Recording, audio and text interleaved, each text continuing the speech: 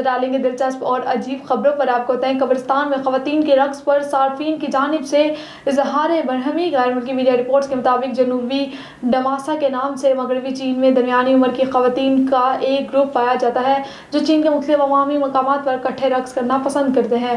یہ خواتین اپنے ساتھ میوزک سسٹم بھی رکھتی ہیں اور جہاں انہیں رقص کرنا ہوتا ہے وہاں سسٹم چلا دیتی ہیں۔ رپورٹ کے مطابق چند روز قبل بھی مذکورہ دماس کے ایک گروپ نے چین کی صوبہ یونان کے ایک خصوصی قبرستان میں رقص اور موسیقی کا آغاز کیا جہاں چینی فوج کے شہداء دفن ہیں۔ اور شادی کی تقریبات برباد کرنا بھی ایک پیشہ۔ ہسپانوی شہری کا دلچسپ کاروبار۔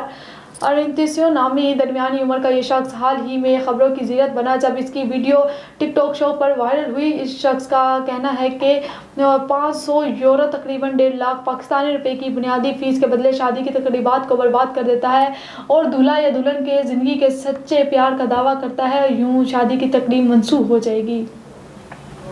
اور اب آپ کو بتائیں ایران میں مصر پر غیر مرئی خلائی بلبلوں کی موجودگی کا انکشاف۔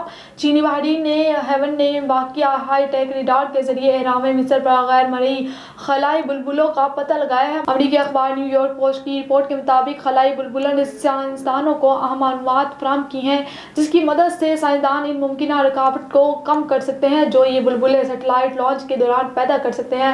ان بلبلوں کو ایکواٹوریل پلازا ہلز کے نام سے بھی جانا جاتا ہے۔